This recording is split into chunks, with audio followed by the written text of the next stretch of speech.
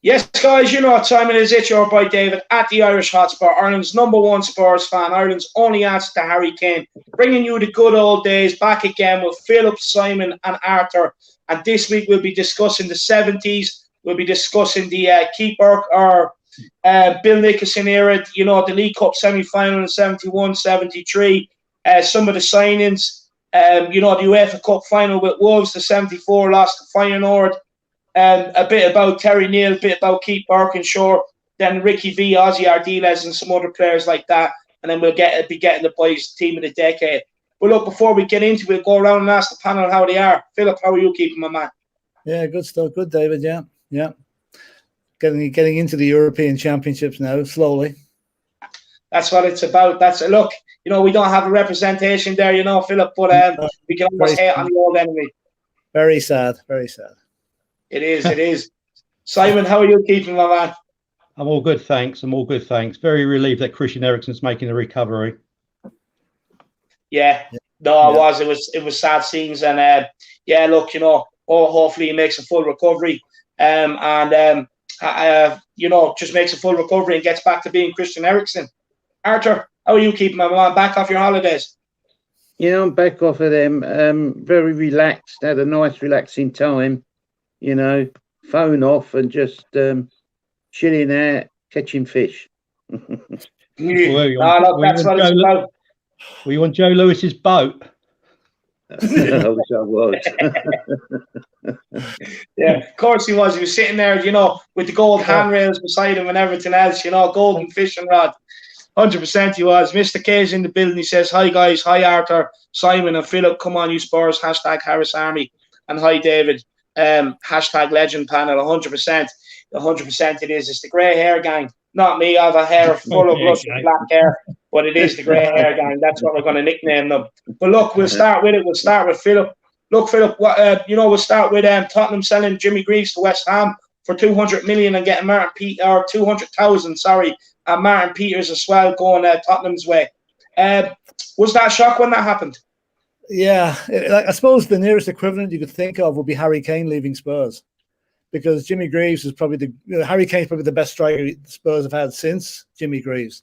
So Jimmy leaving, especially to go to West Ham, you know, I mean, okay, Martin Peters was a good replacement. He did well in the few years that he was with Spurs, but Jimmy leaving was like it was the end of an era. I mean, he was there for only 9 years. He was still only age. He was still really only in his peak.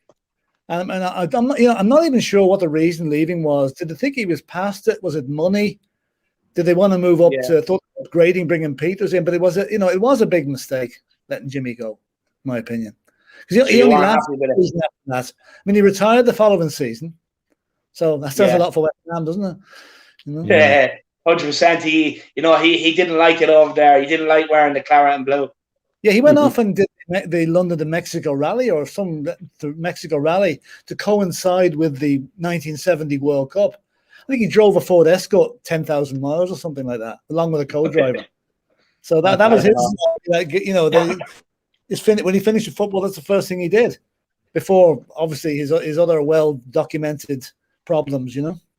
Yeah, 100%. Look, Simon, you know, what were your thoughts when we saw Jimmy? I saw him towards the end of his Spurs career, the last 2 or 3 years, about 67 to about 1970 when he went off to West Ham. I was also pretty shocked that he went because he was one of my favourite players. So him going to West Ham, I wasn't too best pleased, but it was nice to see Martin Peters come the other way because obviously the 66 World Cup, one thing and another, I knew he was a very good player, and I was very lucky to see Martin Peters on his home debut versus Coventry. Unfortunately, I was, as I said to you on my Spurs story, I was behind the goal at the time against Coventry. Martin Peters scored the goal where I was standing, Lower Paxton. But unfortunately, we lost that game 2-1. But I did see Martin Peters from then on for, in a few games. I thought he was a very good player, similar to John White. They used to call him the Ghost, as I said previously. Used to call him the Ghost. He used to come, here, there, and everywhere. He used to pop up on the end of things, one thing and another. But he was a very good player. But I was sorry to see Jimmy Greaves go, especially off to a London rival as in West Ham. But there you go. But I saw, like I said, Jimmy Greaves, top player, and also Martin Peters was a good player for Spurs as well. 100%. And Simon, what was your Arthur? What was your reaction when we ended up selling Jimmy Greaves, especially to a rival? Well, was absolutely delighted when Jimmy Greaves come. You know, when we bought him, and enjoyed his time at Spurs immensely. A fantastic goal scorer and player, and then was very, very disillusioned really why he went, and but we got a very, very good replacement with Martin Peters. Yeah, You know, he was very, very good. So one went out the door and another one come in the door, if you know what I mean. But it was sad to see Jimmy go, but he give his best for Spurs. You know, there was no two ways about it. He really, really did, you know, score some goals, fantastic goals for Spurs, and people were lucky enough to see him. That's, you know, yeah. Look, Arthur, that was back in the lot- days, you know, when players earned an honest living. You know. Yeah. yeah, But yeah. look, Yeah. back then, would that move got the same reaction that Sol Campbell got when he went to Arsenal? No, not as No. much. No, God, no, No. no way, no Social way. media No, hadn't kicked in. There was no social media. You know, no, no. Yeah. paper. There was this. Oh, Okay, yeah. I'd say there was a lot of Spurs fans probably thinking, "Oh God, what's he going to that lot for?" Yeah, but it wasn't kicking off like it did when No, Campbell no, went. No, no. no. No. Jimmy No. Greaves was No. still a hero for Spurs fans, whereas Campbell isn't. Yeah, Just that's quickly, true. just quickly before you move on, did Jimmy Greaves get on with Bill Nicholson? Was it a bit of a love-hate relationship? Did they get on? Greaves and Bill Well, Nicholson, was there a little bit? there was a little bit, but apart from that, there was I nothing thought there was a major. little bit. I think I did remember there was a little bit. They never, you know, sometimes, you know, there's a little bit of a fracas between now and again or something between Yeah, Greaves and yeah. Nicholson. Towards But- the end, I think it might have been all Towards right. the end, maybe that might be the reason why Yeah. they moved him on. Yeah. But look, Yeah, because you know, of course, Bill- Martin Peters coming in. You know, he massively helped. You know, Gilzane, and of course we brought in Shivers as well. You know, and they Shivers and Gilzane really kind of picked up where Gilzane and Jimmy Greaves left off, really. And of course, Martin Peters making runs and everything else. You know, helped them strike up that partnership. But how good was Gilzane and Shivers up front? Oh, very good. Very good. good. Very good understanding. The pair of them, superb understanding. yeah, Alan Gilzine was very good with his head. Yeah. He was very Yeah. good with his head. Very good. Not a big man, but he's very good in the air. Right. Very good. Yeah. And him and But Shivers was Chivers very powerful, were very brilliantly powerful together. guy. Yeah, they were very good together. Great. What's the name? Chivers and Gills. Yeah, Gilzine were very good. Very good understanding. Yeah. yeah. Yeah. Sorry, go on, Philip. Just to go briefly back, Jimmy Greaves played briefly with Shivers. I mean, Shivers came in 1968, I think. So Greaves had a couple of years with him, but he says he never really hit it off with him. He says it was a good partnership, but it was never a great partnership. So that whereas I would regard Gilzine and Shivers as being a great partnership. So maybe, you know, I don't know what the reason for that is, because they're both good headers of the ball, whereas Jimmy wouldn't really head the ball that much. But No. Chivers, I mean, if you look at Martin Chivers today, he looks like he can still go out on the pitch. You know, he still looks as young. Yeah, we can do. Yeah. No, 100%. And look, just before we get Arthur's thoughts on as well, we'll take a couple of comments, lads. We have Joe in the building. He says, hello, everyone. 4 legends on the panel. We have Thomas Poulikas says, greetings from Cyprus. Big yourself up, Thomas. Sean, big up. David, what a lineup. Big yourself up, Sean. Matt, love these panels. Shout out to these legends and their stories. Killian Kenny, my dad's favourite moment was from the 70s, was the arrival of Ricky and Ozzy. Well, stay tuned, Killian, because we will get on to that. That was a rarity back in them days. Amam Armeja says, David equals top lad. Big up, my brother. Big yourself up, my man. Mr. K, love hearing about the older times at Spurs. Brings colour to what we know. Hashtag grey hair gang, 100%. Big up, Mr. K. Pete from the Lane says, with the super chat, big up, Pete from the Lane. I really appreciate that, man. He says, big up, David, Arthur, Simon, and Philip. Big yourself up, Pete from the Lane, man. Big yourself up. We have Eddie Ryan says, I was lucky to see the great Jimmy Greaves always said, all you got to do is pass the ball into the net. 100%. And our man Armasia says, who is the best player in the Spurs shirt ever? Harry Kane. Look, for me, it's going to be Harry Kane. But look, stay tuned. Keep tuning into this series because next week we'll be doing the 80s, the 90s, then the 90s, and so on and so on. And each we'll be giving out team of the decades. And we'll be asking the boys for their favorite players and stuff like that. So I don't want to give too much away, my man. Everyone that's watching, make sure you have smashed the like on it. If you're new, subscribe on the channel and get your memories in the chat. And also, why not share in the super chat if you want to help support the channel. And Arthur, but what was your thought on Gilzean and Chivers and the partnership that struck up after Jimmy Greaves left? I thought Gilzean was a fantastic player. He was a Scotsman, and Spurs only sort of seemed to win a cup with a Scotsman in. If people go back through the time, everybody with a Scotsman in, we won a cup. But Gilzean was a good player. But like Simon said, very, very good with his head. He put it there where it mattered. He wouldn't care where he put his head as long as his head hit the ball. If you know what I mean, it would be he'd put it in places where people wouldn't do it. And Chivers and Gilzean, they did strike up a good partnership. I think Chivers was the better of them. That's my own my own personal opinion. He was the better of the two. Mine too. But would you agree with that? Yeah, I think just about. I suppose like in 1970, 71, Chivers was still in his early 20s, really, whereas Gilzean was coming towards the kind of twilight of his career. Yeah. So I think Chivers was the sort of he carried it forward a bit more than Gilzean did, But two players you'd have in nearly any team you were picking, Yeah. Really good. Oh yeah. Martin Chivers was a better all-round player than Gilzean. He was a target man. Martin Chivers, very good target man, superb player, superb. Yeah. And he did. What did he? How much did he cost from Southampton? 100,000 was it? 125,000. Sorry, how much? 125,000. All right, that was a lot of money then, wasn't it? I suppose in those days. Oh, crikey, yeah. But it was money worth spent. It was money worth spent. It was a superb player, Chivers. Loved watching him. Loved it. Oh yeah. I was going to say, thank God you had the answer because my history book doesn't go back that far, lads. Probably Roman numerals. But Chivers was a big, strong lad, though, weren't he?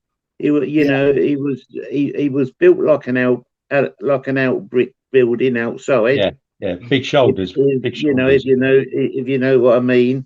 So he's built like a shit house, Arthur. That's what you're trying to say. Well, I wasn't going to say that, but he was built like one. He was built like one,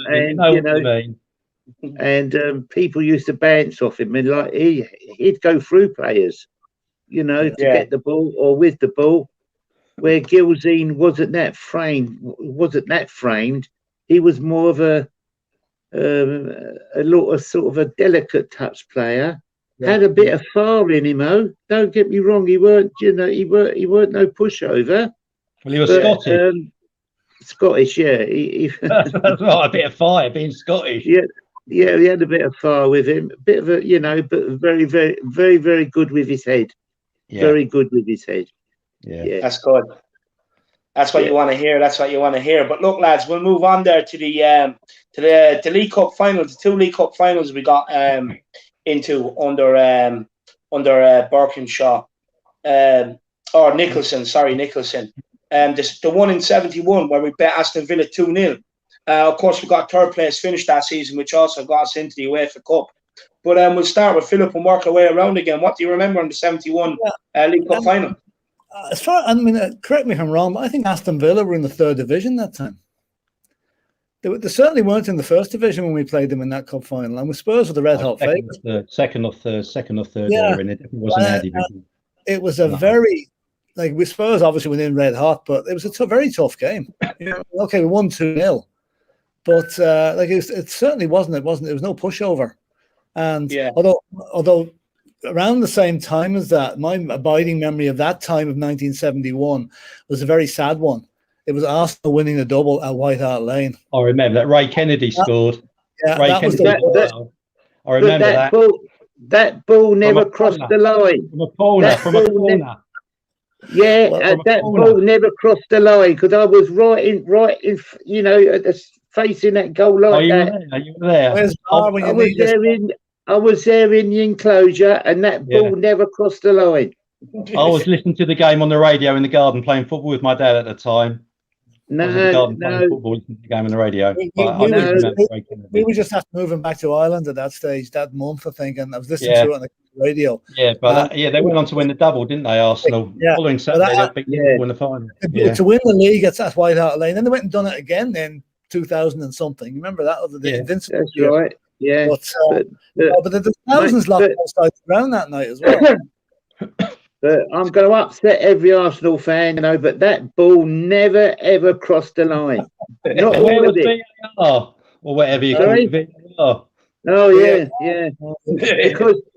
Because as soon as the referee blew the whistle for the final, the end of the game. Yeah. They turned all the floodlights off. Everything was dark. You couldn't see the players on the pitch. You could not see the players on the pitch. I think I don't remember that. Sorry? I don't remember that. I don't remember that. They turned all the floodlights off, just kept a few lights on so the players and all that could see. But I think because they won the game there, they wanted everything to get away. They wanted the players to get off the pitch. At least look, I have two comments here, and then I'll take these two comments, and then we're going to let Philip back in and share his memories on the 71 final, and we'll get round to Simon after that, and then Arthur again. We have John Keaveney. He says, great insight from the lads, really enjoyable. Where else would you get it? Exactly, 100%. I really love doing these. It's a history lesson for me. Eddie Ryan, does your panel remember Jimmy Greaves dancing with the linesman? No. Vaguely. I can't remember who they played, but I think I do remember seeing it on TV. Yeah. I can't remember who it was against, but I think I do remember Jimmy Greaves dancing with the linesman. Very good. Brilliant. Yeah. Well, there you are, Eddie. But look, we'll get back to we'll get back to Philip there. And the 2-0 semi-final, or the 2-0 final, the 71 League Cup final. Like, other than that, I don't really have great memories of that match. I suppose it kept the tradition of winning a cup in the year ending in one going. That was probably one of the most significant things about it, you know.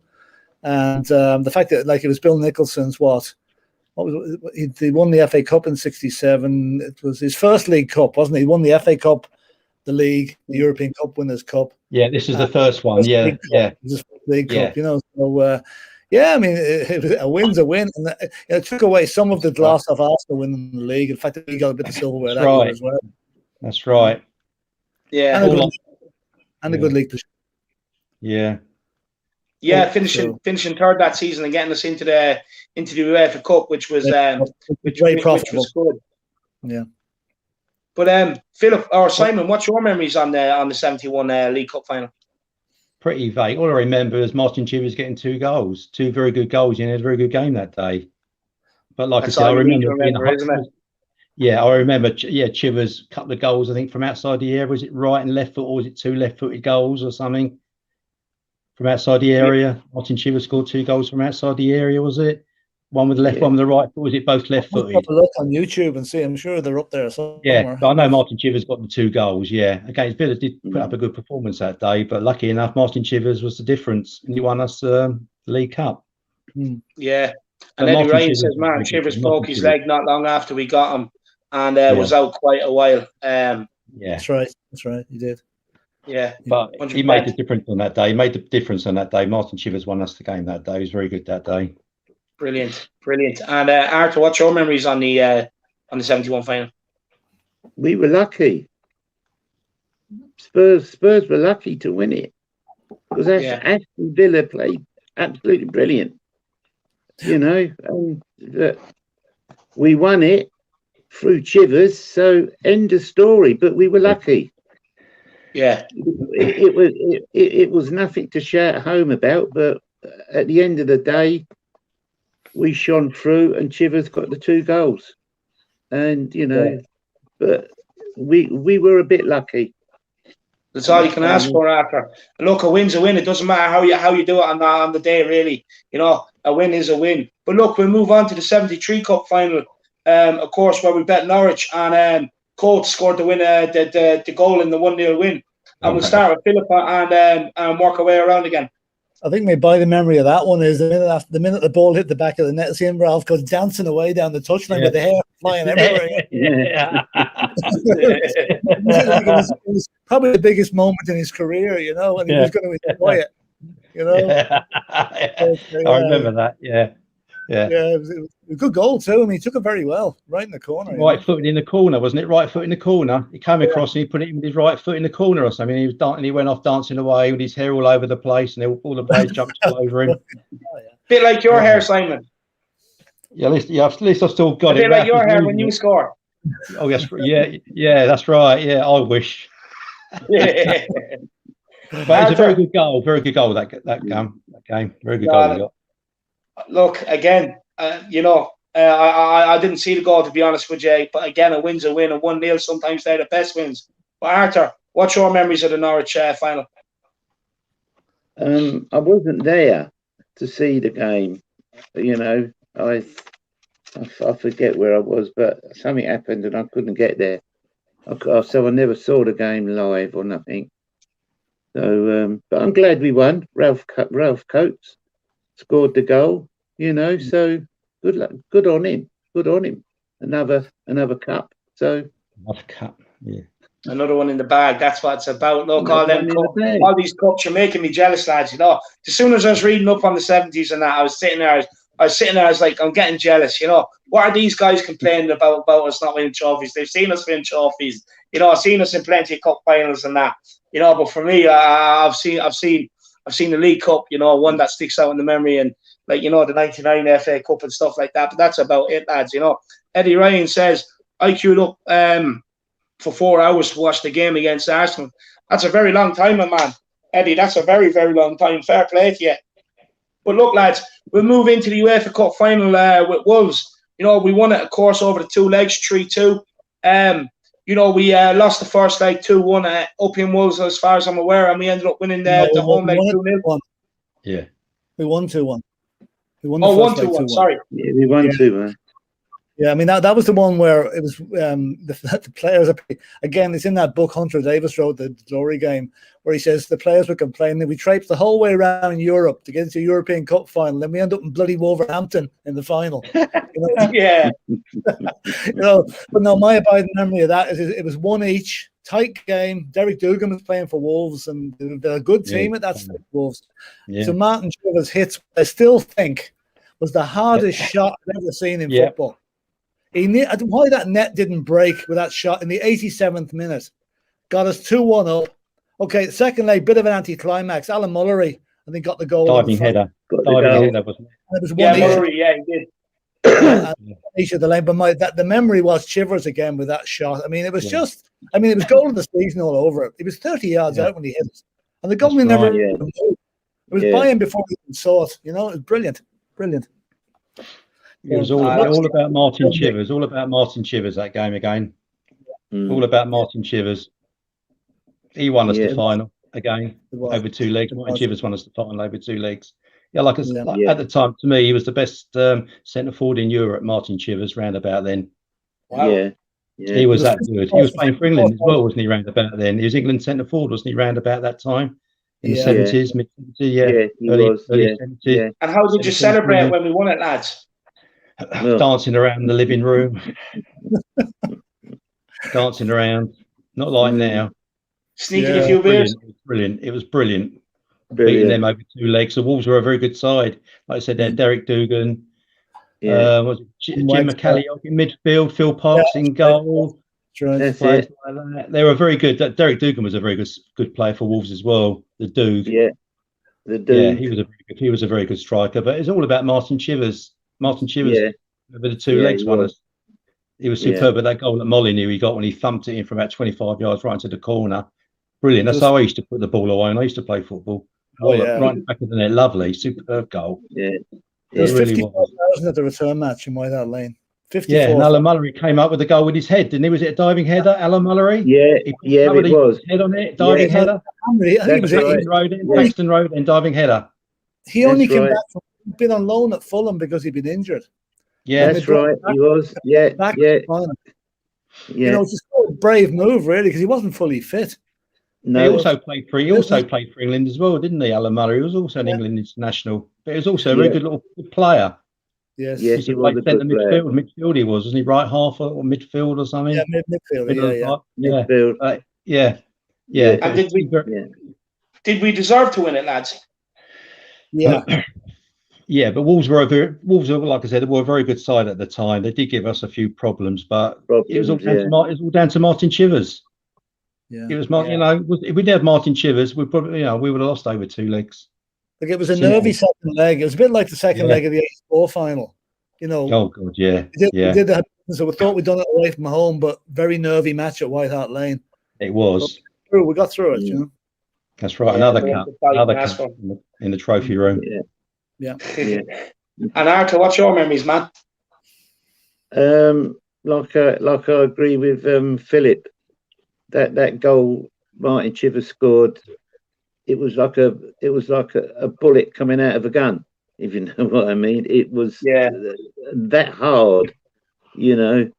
And as you say, the goalie, I think he just had no chance. He had no chance with it. No, you know. I think the wind blew him over, you know. Look, lads, that brings me on to another UEFA Cup final that year. It's not one that we says fondly remembered, but it's the one against Feyenoord. You know, the trouble out in Rotterdam as well, you know, beforehand. We'll start with Philip and work our way around again, but what's your memories of it? What's your memories of the trouble and everything else of that night? I tried to erase this one from my memory because it's not one you think of very fondly, you know. Okay, the trouble was terrible. There was no excuse for it, but I think it was born out of frustration. I think Spurs had a goal disallowed, and they shouldn't have been disallowed. And that kind of coupled what I think they gave away a couple of silly goals, like a header that just about crept over the line. And I think that the fans like probably just said, that's it. We've had enough of this, and they did what they did. But the saddest part of that whole final was the end of the Bill Nick regime. Yeah.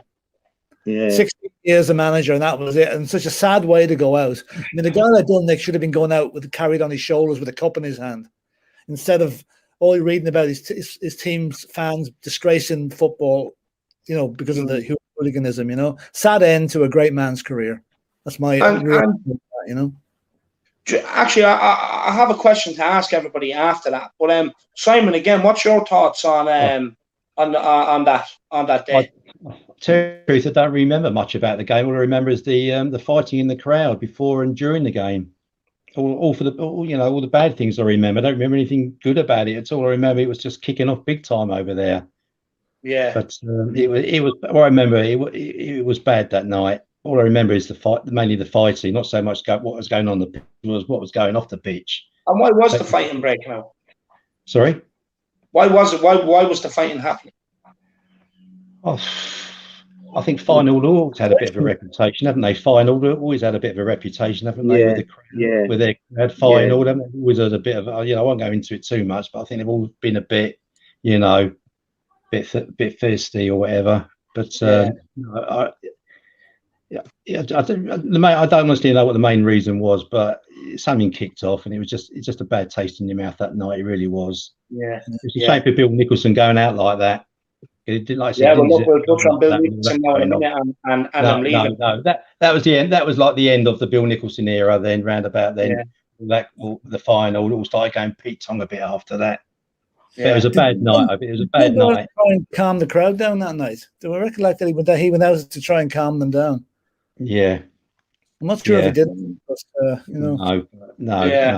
It wasn't a good night. It's the sort of thing you just want to forget about. Yeah. And Arthur, what's your memories of that night, man?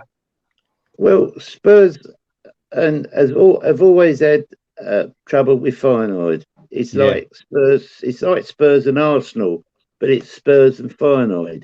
They've always had this hatred of each other. You know, and of course, going over there to their ground and, starting off, I don't know yet, as everyone knows, no one knows how it started or whatever, but it all kicked off terrible. And as Philip and Simon have said, it was a terrible way for Bill Nicholson to end his career. Yeah. Never mind about the game. Yeah, that mattered, but it's the way Bill Nicholson finished his era, which was all wrong. It was terrible. Yeah. The fighting, and he didn't deserve to be go out like that. Kicked out the door like that. Yeah, that right. was terrible. That was terrible. But we move on. But look, we're going to touch a bit here now on Bill Nicholson leaving in 74, in 74-75 season. Look, what I read was that, Bill Nicholson, he was leaving and he wanted Danny Blanchflower to take over, and the board were unhappy with him contacting Danny Blanchflower without saying anything to the board. And then basically, it took him, he didn't get his testimonial, and it took ages. It took like till the 80s something for him to finally get a testimonial, because it was a new chairman and all at the time. Well, what was your reaction with Nicholson leaving? Because I presume you could probably compare Pochettino leaving Tottenham, losing his job at Tottenham, to Bill Nicholson for younger people watching. I think it was probably worse because Nicholson had been the club's most successful manager ever. First manager to win the double in don't know how long, European trophies, everything.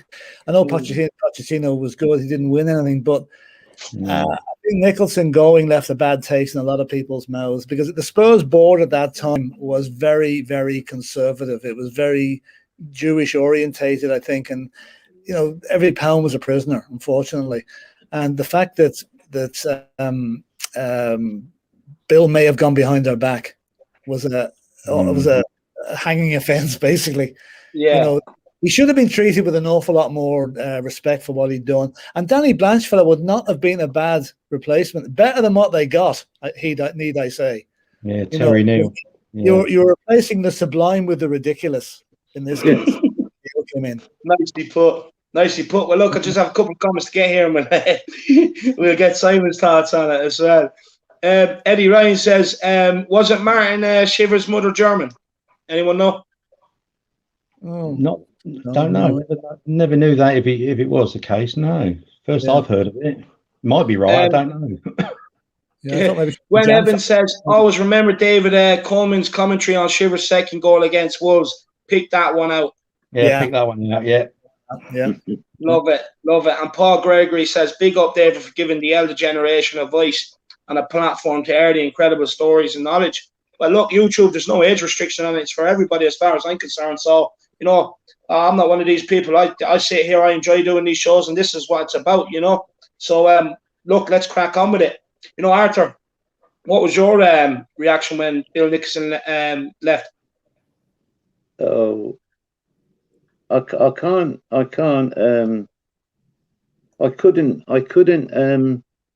get my head round it, my feelings round it, because like Philip said, he was he was the greatest manager we ever had.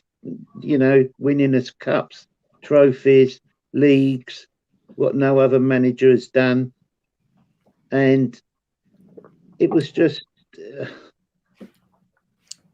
It was just such a sad bad day, I should imagine, for loads of Spurs supporters when Bill went, and then what made it worse was to get Terry Neal in, of all things to happen. Yeah. You've gone from the greatest manager Spurs have ever had to a bit of rivals manager coming in here. It's just I just couldn't get my head around it, David. I was, the words I just can't say the words how I felt. Yeah, no, it's tough one to get your head around, lad. Tough one to get your head around. Well, look, that brings us into an end. All good things come to an end, Arthur. All good things come to an end, I'm afraid. Yeah. One point on that. The fact that Nicholson went off to scout for West Ham after that, I mean, you couldn't make it up. Yeah. You know, the fact that he went to West Ham, because the West Ham appreciated and took him in. I think he came back to Spurs eventually as kind of, I don't know, some honorary position in the 80s and got his testimonial. But he was treated, I mean, it's a hang your head in shame time for Spurs, the way that Bill Nicholson was treated. Yeah. It was. Yeah. 100%. And look, Gwen Evans is saying... Jimmy Greaves. Same with Jimmy Greaves towards the end. Yeah. Well, there's been a history of it, really, hasn't it, down the years? Yeah. Oh, yeah. Jimmy Greaves is another. All cases we could think of as well, you know? Yeah, Jimmy Greaves, as I said. Yeah. 100%. Well, look, lads, Gwen Evans says, to add insult to Bill's management with Spurs, they appointed Terry Neal. And yeah, look, this is a great segue into, you know, Terry Neal was appointed, you know, and look, he barely beat relegation in the end before he left. We'll just touch on this quickly, but Philip, what was your thoughts on the Terry Neal era? Terry Neal did a job on us. I mean, I think when he finished with Spurs, he rang up Arsenal and said, "Job completed, lads. Where's me bonus?" They're going down. He didn't get us relegated, but he sowed the seeds for the relegation. Yeah, that's right. Keith Birkinshaw came in, and good and all as Keith was, Keith could not repair the mess that Terry Neal left behind. And that's why we got relegated. So all down to Terry. Why were we so bad on the Terry Neal, Philip? I don't know. Maybe it was clueless. He was clueless. You know, he wasn't a Spurs man for a full stop. I mean, yeah. You just don't come from Arsenal to manage Spurs. That's right. Well, George Graham did, didn't they? Like George Graham did. At least he won a pass. At least he won something, you know. He won a time, but Terry Neal was clueless. Absolutely clueless. He was. Bad move. Terry didn't last too long, thankfully, but like the damage was done. Was that down to Irving Scholar bringing him in? Was it Irving Scholar at the time, chairman? Irving Scholar around about 70 mid-70. Was he around Irving Scholar was later in the 80s. Irving Scholar was around the time they built the West Stand in 83. Was it Sidney Wale? Sidney Wale, I think, was there, yeah. I think he was there. And he might blame him then. Where's he buried? Where's he? Yeah, Enfield or something. Yeah, but no, bad move getting Terry Neal in. That was a disaster. No. I mean, can you imagine that happening today now?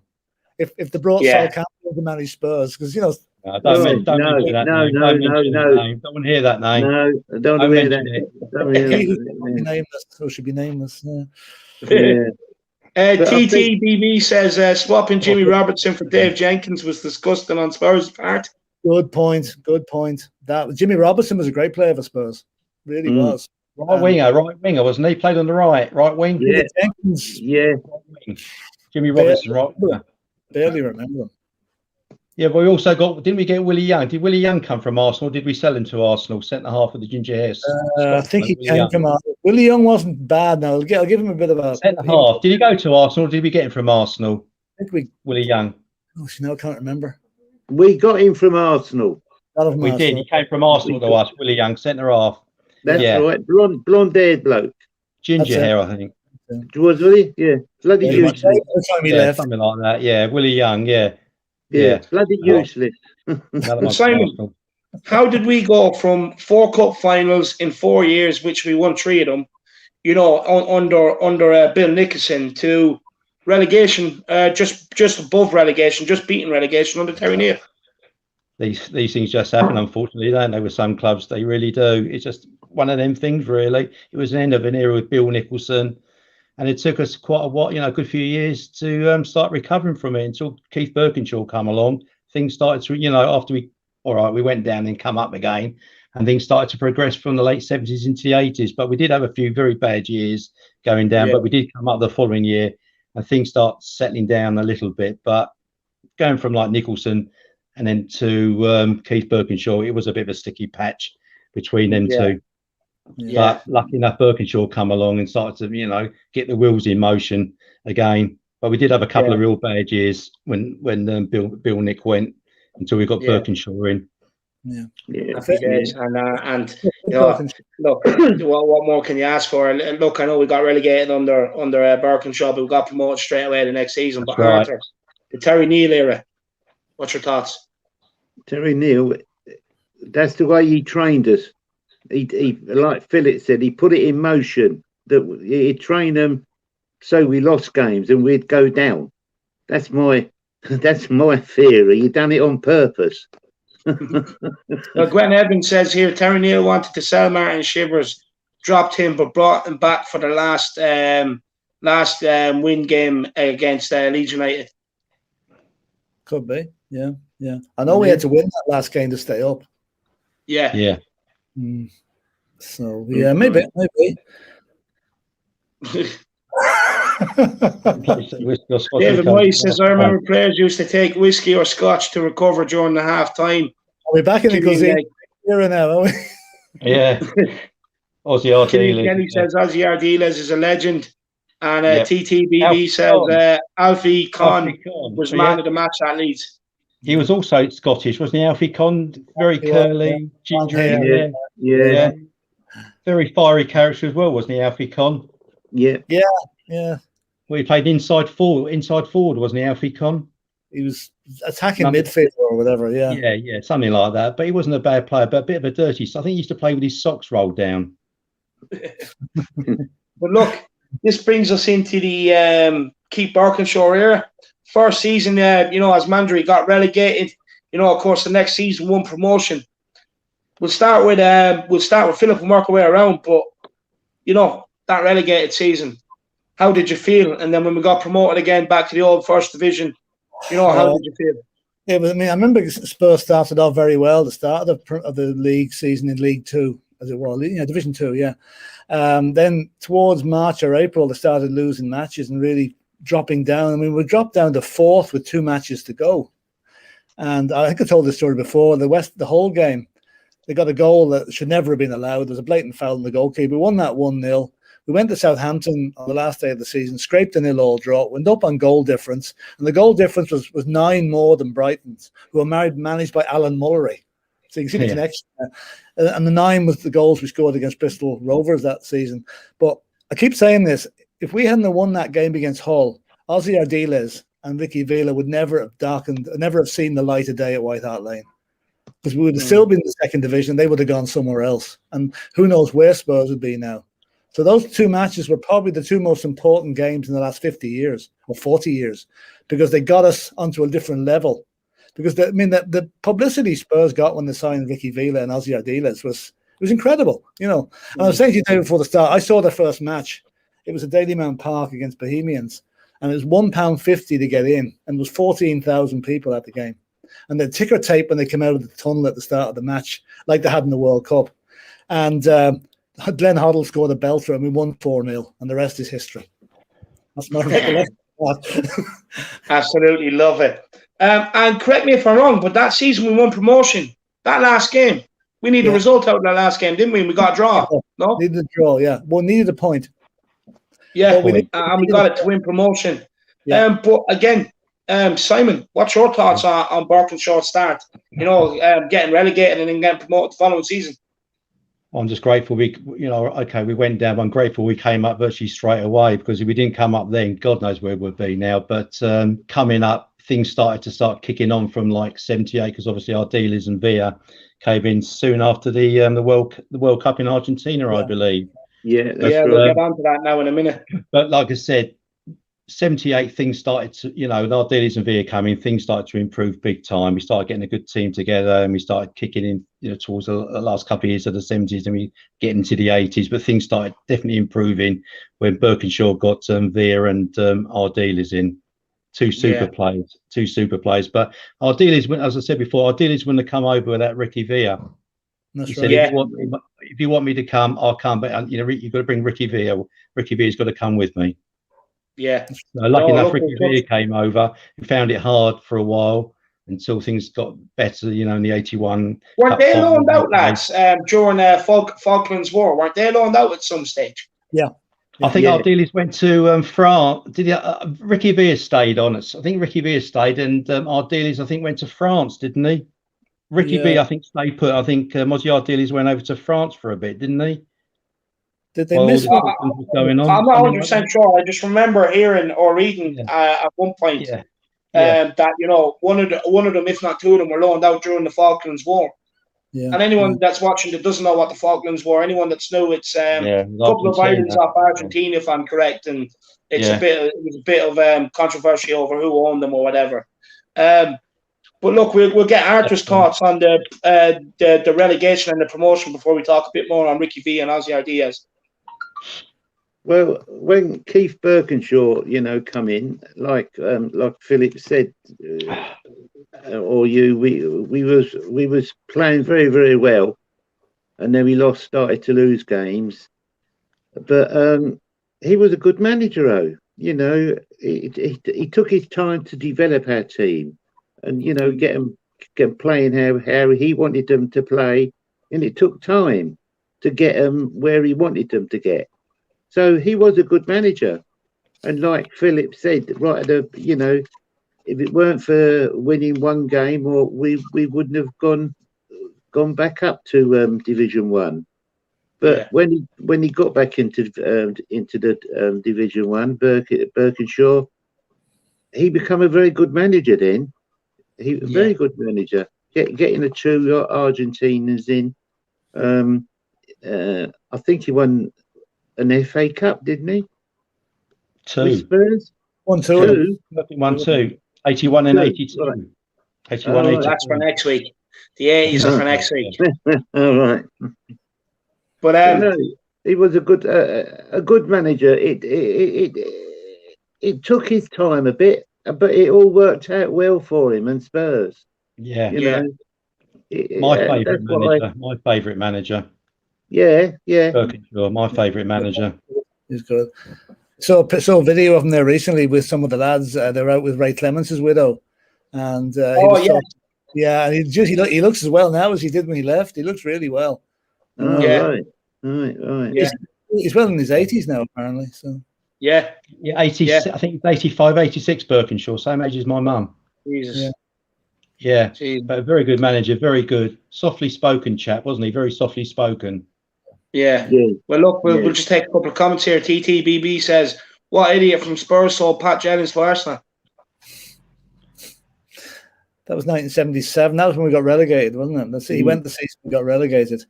So was that Terry Neal or Birkinshaw when he took over? Didn't he go on a free? I think his contract was up and they wouldn't offer him any money. Or they wouldn't give him a pay raise or something. Right. And he went on a free. Yeah, possibly. It's probably the best on the free in all history. But, Gwen Evans says Steve Perryman scored against Hull that night. I'm not sure what night he's on about. That's the one. Eddie Ryan says Bill lived just around the corner from the ground. That's right. Didn't he play for QPR? Yeah, he lived at the nearly at the bottom of White Hart Lane, Bill Nicholson. Yeah. Oh wow. He used to walk to the ground, didn't he? Used to walk to the ground. That's right. At the very end of at the sort of the bottom of White Hart Lane, there's a train station. Yeah, near the station. That's right. He used to walk to the ground. That's right. And he lived about 10 doors up from the station. That's right. Wow. Well, look, we're going to move on to the summer of '78. It's where my dad's love of Argentina and Argentinian players, happened. Of course, after getting promoted off the back of the World Cup, we managed to get in Ricky V and Ozzy Diaz. And it really did turn a lot of heads at the time when we managed to get them in, didn't it, Philip? Oh yeah, it was massive. Yeah.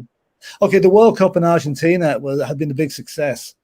Okay, there was a couple of dodgy results, which we won't go into, but there was a bit of game fixing going on. But I mean, Ardiles was the star of that Argentinian team. Even though he didn't score that, he was the one everybody was talking about. He was just a brilliant midfield general.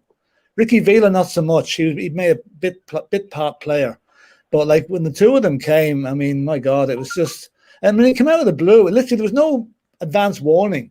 It was just Spurs signed Argentina for 750 grand for the two of them. Yeah, if you put that into today's term, that was the bargain of the century, really. Yeah. And it got Spurs such a boost. Okay, the boost didn't last too long. First league game of the season, we got beat 4-1 at home by Nottingham Forest. But that's right. These things happen. But it was great. But it was brilliant. It really got like after the downer of the relegation and the kind of getting promoted by the skin of our teeth, it was a huge lift. and one that lasted for quite a while. But quickly, do you remember? Sorry, Dave. Do you remember when Spurs with Ardiles and Villa, when we went to Anfield, lost 7-0 at Liverpool? I was at a wedding. September that season, the first season they turned up, we lost 7-0 at Anfield. I was at a friend's wedding that day. 7-0. I remember that. Yeah, and the scores kept coming through. And my God, talk about downer on the desert. 7-0 at Anfield. Oh, yeah. Serious. They absolutely got smashed that day. That was one of the first games Ardiles and Villa, because they made their debuts at Nottingham Forest, didn't they? Right. They drew 1-0. Ardiles and Villa 1-0 at Forest. Well, we didn't lose to Forest, no? Sorry? The first home game 1-1 at Forest. First home game we lost 4-1. Maybe it wasn't Forest, but I know we got hammered the first home game. Could have been, yeah. But I thought we drew against Forest 1-0 away or something. I don't remember that, but I know the homecoming became a real damn squib, when they lost. I know we got thumped at Liverpool 7-0. Because that when Spurs played Forest, David, in my story, that's where two boys followed the wrong queue and ended up in the Forest end. Yeah, and they let our bloody tyres down on the van. That was when Ricky Villa and Ozzy, you're right, was their first appearance away from White Hart Lane. Yeah, I'm sure it's Forest. away. It was Forest. We lost Forest. It was Villa. Yeah. Remember it now, yeah. But the Liverpool game brings back bad memories at 7-0. Yeah. That's one of the worst. That's one of the worst I've ever known it. Like watching the Spurs when they played Bayern Munich that time a little while ago. Don't even remind me, Simon. Don't bring that up. Came to the cleaners that day. Liverpool were the top side then. Liverpool were a very good side then. But look, after we signed Ricky V and Ozzy Ardiles, who of course, we'll get into more next week, because they formed a good era for Spurs, really, with Ricky V and Ozzy Ardiles. But like at the time, we promoted Falco, Paul Miller, Chris Hughton, Mickey Hazard, all promoted from the youth as well. How good were these guys? And was it a surprise to see them promoted from the youth? We'll start with Philip again and work our way around. I think you missed out the best one of the lot there, Mr. Hoddle. Hoddle, yeah. Glenn Hoddle came through around about. He came through in 77 or 75. Yeah. I think it was, Glenn Hoddle, yeah. He was one of them as well, wasn't he, Philip? Yeah, Glenn Hoddle. I mean, Hoddle had a great season in the second division. He was scored a lot of goals and made a lot of goals. But yeah, we came through with some very, very good young players. You mentioned there, and that was a time when Spurs had been classed as a buying club. We were first to pay 100 grand. Bank of England club, weren't we? The Bank of England club, called the Bank of England. So to bring those players now was to mix them in with the likes of Hoddle, of Ricky Villa and Ozzy Ardiles. Was because the likes of Chivers and all had moved on. They were gone just before the relegation season. Yeah. It was the beginning of something good that came, which we'll discuss next week. There's some very good players coming through then. Dave Falco and Mickey Hazard, good little midfield player, and Chrissy Hughton on the left back. Very good players coming through then. Very good players. All these players, just for everybody watching, if you don't know, all these players, these are the ones that came through more or less at the end of the 70s, turning into the early 80s. But Simon, was it a surprise to see so many new players coming through at once? It was, very unusual. Normally see maybe 1, 2, but when there was about 3, 4, maybe 5 or whatever, it was a big surprise. But they all worked out. They're all very good players in their own right. Very good. Like I said, Chris Hughton, Mark Falco, was he Glenn Hoddle? Was Stevie Perryman? Mark Falco, don't you? Sorry, Mark Falco. Forward. Mark Falco, very good centre forward, very underrated, but a very good centre forward, big lad like Chivers. Also knew where the back of the net was, but all those players that were coming through from the youth were very good. And of course, my man, Chris Hughton, and they all took their chance, and they all played in the first team.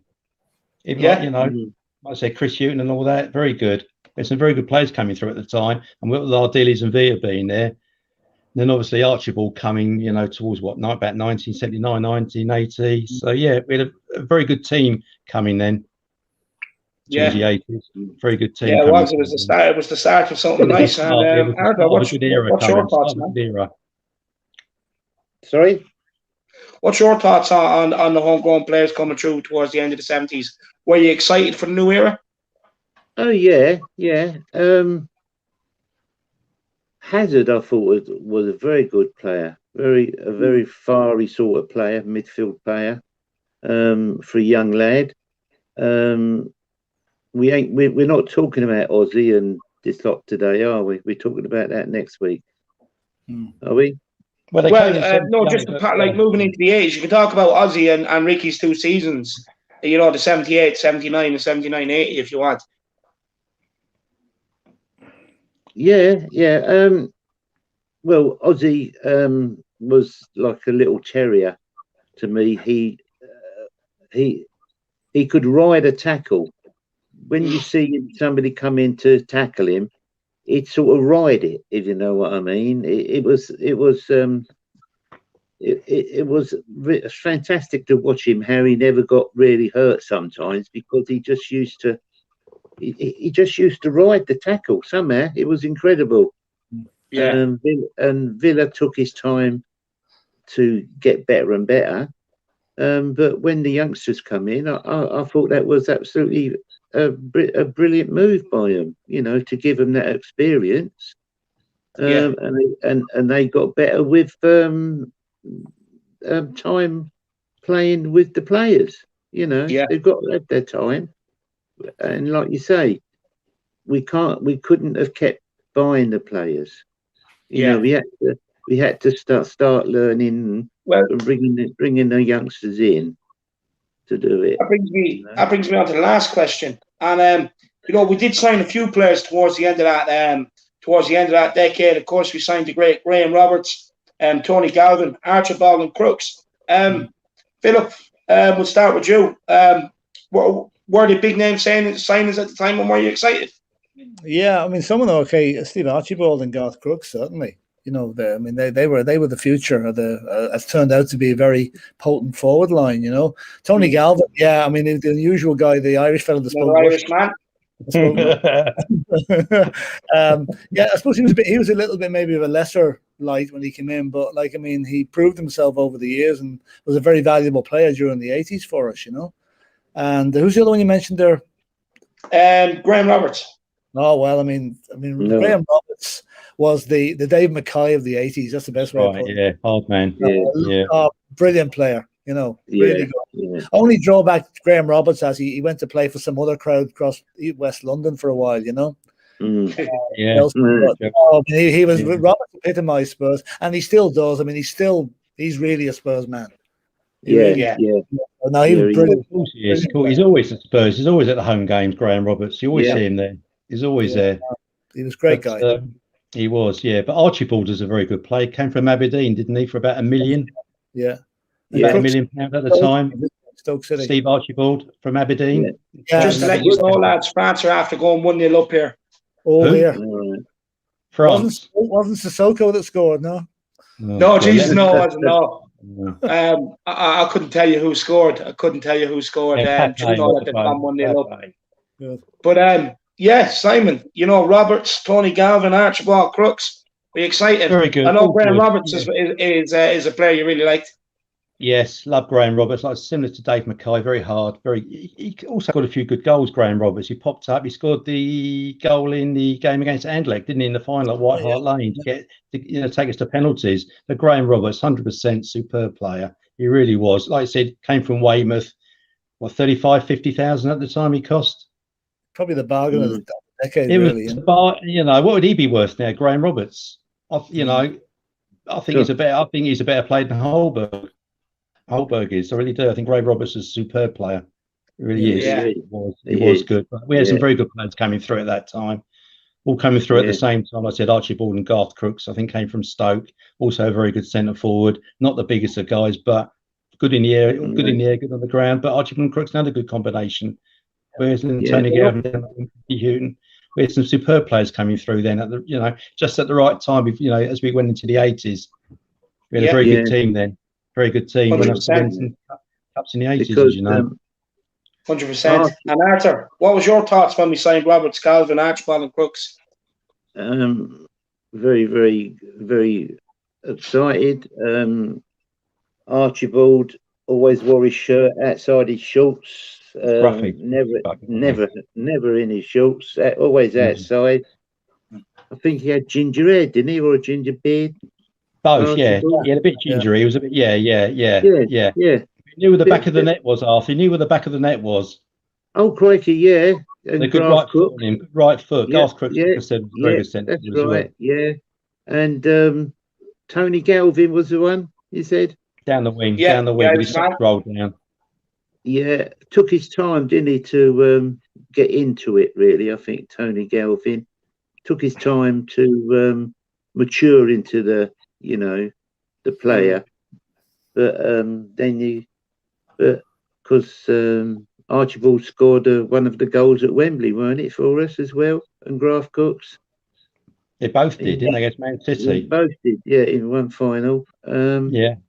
And then, like you said, Graham Roberts, well, incredible player, just incredible. I wish we had, 11 Graham Roberts now, sort of thing. As you say, a cheap boy from Weymouth. Yeah. Wore his heart on his sleeve. Yeah. Took us to places, really galvanised the team when, if we ever went a goal down, he'd galvanise the team to, get on with it and that lot. Always there at the end of the ball if it was possible. Yeah, great player. Great players coming very good, very good. Well, look, it brings us on to an exciting show next week, one I'm looking forward to. We'll be discussing more about Ricky Villa. One of my dad's favourite ever players, Ozzy Ardiaz. Bringing through the likes of Falco, Paul Miller, Chrissy Houghton, Mickey Hazard from the youth, and then signing Graham Roberts, Archibald and Crooks and Tony Galvin brings us into an exciting show next week in the 80s. But look, before we do go, one last thing to do. We're getting each lad's team of the decade. So we're going to start with Philip, and then we'll go to Simon and Art.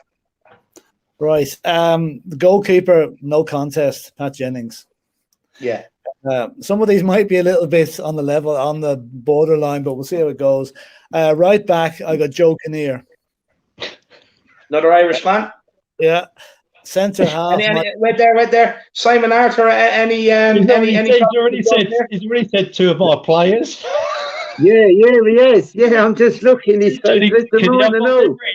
on. We didn't compare notes beforehand. Now, I think I know who you're going to say. I know you're going to say for left back. Nice one. What's his name? Nice one. Go on. No, well, hang on. I'll put this guy in now. He wasn't at the club that long in the 70s, but he made an impression. It's Paul Miller. And nice one, Cyril. Back has to be Paul Knowles. Midfield, Glenn Hoddle, Ozzy Ardiles, Steve Perryman, and Alan Mullery. And the front two, Gilzine and Chivers. Wow. Some team. Now, and your manager? Bill Birkinshaw. Not Terry Neal. No. Has to be Bill Birkinshaw. What a team that is. Yeah, I've gone a bit different, a little bit different. Is it my turn next, Dave? Is it my turn to tell you what I've got? Yeah, I've gone a little bit different. We're there. Philip, are you finished? Yeah. I've gone a little bit different because Philip's gone into a few players for the 80s, which I was thinking about putting him into the 80s. Anyway, here we go. Pat Jennings in goal, the best goalkeeper Spurs have ever had. Okay, Joe Kinnear right back, Cyril Knowles left back, Mike England centre half. Okay, Philip Beale, you remember him? Yeah. Phil Beale. Yeah. Alongside boy. Yeah. Sorry. Blonde-haired boy.